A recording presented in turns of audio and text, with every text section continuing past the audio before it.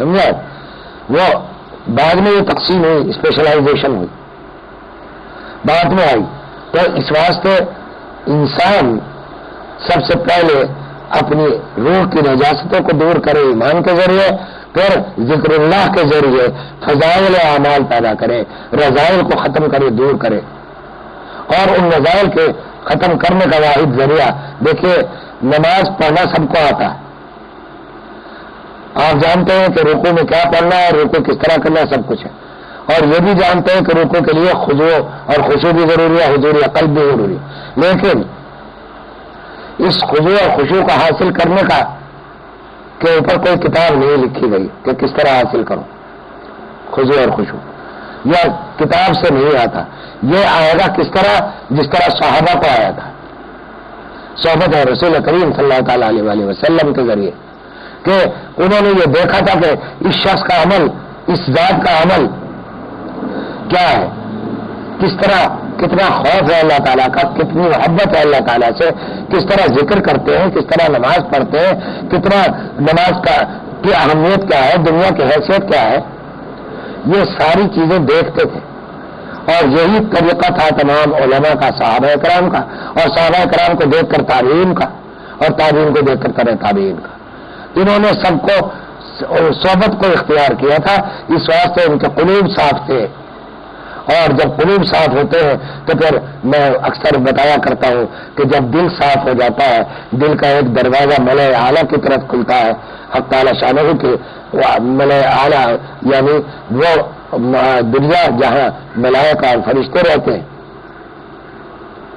تو ذکر اللہ جب آپ کرتے ہیں تو ملائکہ سے آپ کی مشابہت ہوتی ہے. اور جب وہ صفائی ہوتی ہے قلب کی تو وہ دروازہ کھلتا ہے دل کا جو ملائے اعلیٰ کی طرف ہوتا ہے. پھر وہاں سے علوم القاء ہوتے ہیں، وہاں سے لطائف اور بہت ساری ایسی باتیں سامنے آ جاتی ہیں کہ جو کتابوں میں نہیں ملتی. انسان کو اللہ تعالیٰ اپنی پاس سے عطا فرماتے ہیں. یہ علم لدنی کہلاتا ہے، علم جو ذکر اللہ سے حاصل ہوتا ہے، کامیابی کا ذریعہ ہے بہت بڑا. آپ فرما رہے ہیں فصلہ.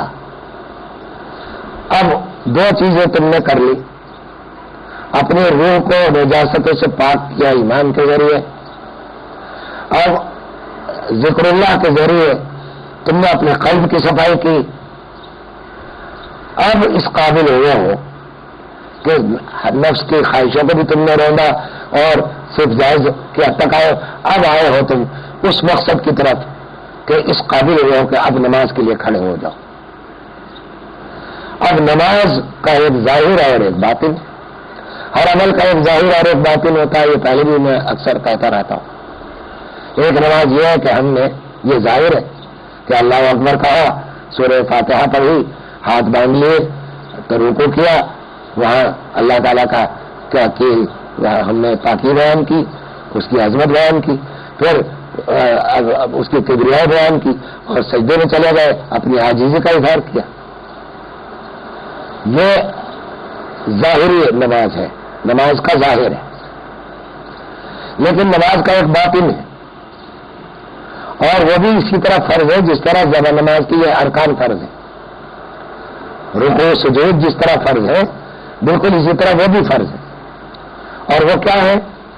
وہ ایک تو یہ کہ نیت کا خالص ہونا سب سے پہلے، کہ حق تعالی شانہ کے لیے نماز پڑھے. اور عام طور سے مسلمانوں کی نماز میں نیت میں کوئی فطور نہیں ہوتا، عام طور سے ہی ہوتا، ریا سے پاک ہو اور ظاہری جب نجاست ہے ان سے پاک ہو. اور باطنی نجاست ہے تو عقیدہ کہ نماز اللہ کے لیے ہے، اسی کے سامنے کھڑے. اور دوسرے یہ کہ حضوری عقب خضوع اور خشوع. خضوع کے معنی تو جھکنے کے، اور خشوع کے معنی سکون کے. ذرا بات کو سمجھنے کی ہے کہ اب آپ نماز کے لیے ظاہری نماز تو آپ کھڑے ہو گئے، اب باطنی نماز کس طرح ادا ہوگی؟ وضو کا بھی باطن ہے، وضو کا باطن الگ ہے، نماز کا باطن الگ ہے، ذکر کا باطن الگ ہے. تو نماز کا باطن حاصل ہوگا تین چیزوں سے. ایک تو عقیدے کی پوری سلامتی سے کہ اللہ ہی کے لیے نماز ہے اور کسی کے لیے نماز نہیں، ایسی جگہ نماز پڑھے کہ جہاں دھیان نہ بٹے.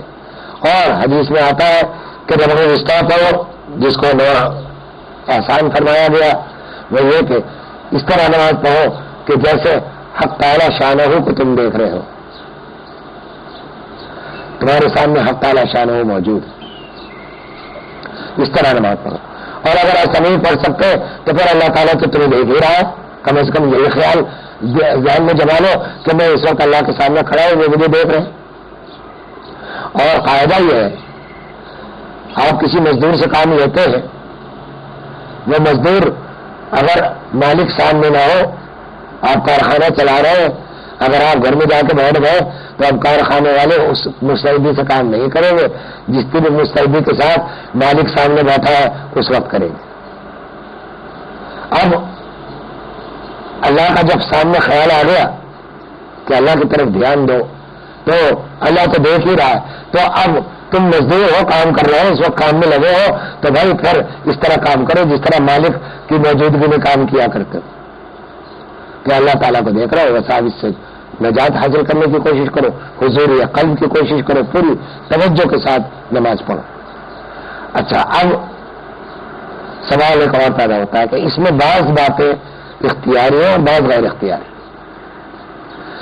ثواب اور گناہ، ثواب اور سزا یہ اختیاری پر ہوتی ہے، غیر اختیاری پر نہ ثواب ہے نہ گناہ ہے، سمجھا؟ اب مثلا آپ کی نماز، آپ نے اللہ اکبر تحریمہ نماز کی تو اب اس وقت پورے دھیان کے ساتھ کہ میں اس وقت اللہ کے دربار میں حاضر ہو رہا ہوں، حق تعالی شانہ کے سامنے ہوں، وہ مجھے دیکھ رہے ہیں۔ اب یہ خیال آپ نے قائم کیا، لیکن اچانک وہ خیال ادھر سے ادھر ہو گیا، آپ نہیں چاہتے تھے کہ ہو، لیکن بعد میں خیال آیا اچانک کہ اچھا میں تو ابھی دربار میں حاضر ہونے کی نیت کی تھی، اس وقت میں اپنی دکان پہ بیٹھا ہوا تھا، وہاں فلاں کام کر رہا تھا یا فلاں کارخانے میں تھا، اس کی باتیں سوچ رہا تھا کہ یہ نماز کے بعد ایسا کروں گا۔ یہ آپ کا اختیاری فعل نہیں تھا، یہ اچانک وسوسہ آیا تھا، اور اس وسوسے میں آپ کو پکڑ لیا تھا، لیکن جیسے ہی اب یہ وسوسہ آیا، اب اس کو اگر جاری رکھا، یہاں سے آپ کا عمل شروع ہو گیا، یہ اختیاری عمل۔ تو اب وہاں تک تو معاف تھا، لیکن اب آگے معاف نہیں۔ میں نے ایک جگہ کہا کہ اور اگر میں نے عورت پر نظر ڈالنا حرام، اور اس میں یہ بھی کہا کہ پہلی نظر جو پڑتی ہے وہ غیر اختیاری ہوتی ہے، تو وہ پہلی نظر جو پڑی وہ تو آپ کے اختیار سے نہیں پڑی، کیونکہ آپ جا رہے ہیں راستے میں سامنے ایک عورت آ گئی، لیکن اب اگر اس کو جاری کر دیا تو وہاں سے اختیار شروع ہو گیا، حرام کام شروع ہو گئے۔ تو وہ ایک عزیز بیٹھے ہوئے تو انہوں نے کہا کہ ہم تو پہلی نظر ڈالیں گے، اس کے بعد دوسری ڈالیں گے، سمجھا؟ وہ مطلب یہ تو نظر کو ہٹائیں گے۔ تو اب کہنے کو تو لطیفہ، لیکن بہت بڑی بات اللہ تعالیٰ میں رکھے۔ تو بات یہ ہے کہ جب جاری کر دیا اپنے ارادے سے، اختیار شروع ہو گیا، جب اختیار شروع ہو گیا تو اب سارے احکام جاری ہو گئے۔ تو نماز میں خضوع تلاوت کا صحیح کرنا یہ بھی فرائض میں سے یاد رکھے گا، سمجھا؟ اور جتنا آدمی کے اختیار میں اتنا کرنا چاہیے۔ مثلا عربی میں معاملہ بڑا نازک ہے کہ عربی کا معاملہ یہ ہے کہ سین صاد سمجھا تھا، یہ ایک جیسی آواز والے حروف ہیں لیکن سب میں فرق ہے۔ لیکن اگر ایک لفظ سمد ہے صاد سے، اسے آپ نے سا سے پڑھ دیا سمد، تو وہ